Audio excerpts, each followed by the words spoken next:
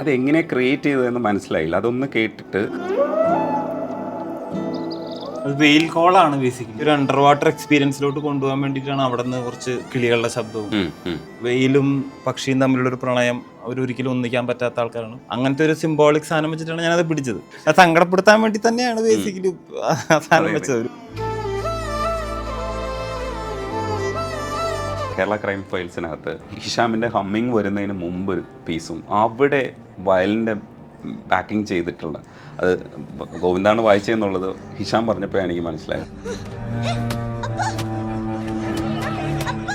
എന്നെ അഹമ്മദാണ് വിളിക്കുന്നത്, ഇങ്ങനെ ഒരു വയലിൻ പീസ് ഉണ്ട് എന്ന് പറഞ്ഞിട്ട്.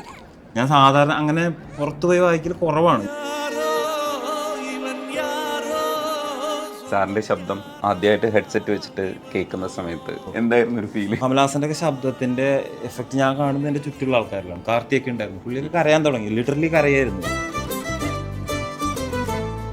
ഞാൻ എങ്ങനെയാണോ അത് വിഭാവനം ചെയ്തിരുന്നത് എക്സാക്ട്ലി അതുപോലെ എനിക്ക് ചെയ്യാൻ പറ്റിയ വളരെ കുറച്ച് പടങ്ങളിലൊന്നാണ് അത്. ഈ മധുരത്തിൽ പരിമിത നേരം എന്ന് പറയുന്നത് സോങ്ങിലാണ് ബിരിയാണിയൊക്കെ കഴിക്കുന്നതിൻ്റെ എല്ലാം ബിരിയാണിയൊക്കെ നമുക്ക് ഇറങ്ങി ലയിച്ചിങ്ങനെ പോകുന്നത് ആ മ്യൂസിക്കാണ്.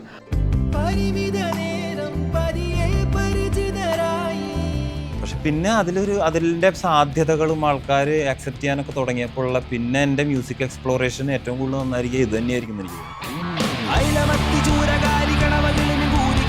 ഈ അച്ഛനെ കൊണ്ട് പാടിപ്പിക്കുമ്പോൾ സത്യത്തിൽ അത് ഭയങ്കര ഇമ്പാക്റ്റ് നമുക്കൊക്കെ ഉണ്ടാക്കി. അച്ഛനെ പാടിച്ച് ആര് ചോദിക്കാൻ പോകുന്നു? എൻ്റെ സ്വന്തം അച്ഛൻ ഒരുത്തൻ ചോദിക്കാൻ പോകുന്നു. ഞാൻ അച്ഛൻ ഞങ്ങൾ പാടി ഞങ്ങൾ ഹാപ്പി ആയിട്ട് നടന്നു, ഇത്ര. അത് കുറേ ആൾക്കാർ തുടക്കത്തിൽ ഒരുപാട് ഹേറ്റ് ഉണ്ടായിരുന്നു. തൈക്കുടം ബ്രിഡ്ജ് ഗോവിന്ദ് വസന്ത എന്നുള്ള പേരിലാണ് അവർ ശരിക്കും പറഞ്ഞാൽ ഇന്നാവുന്നത്.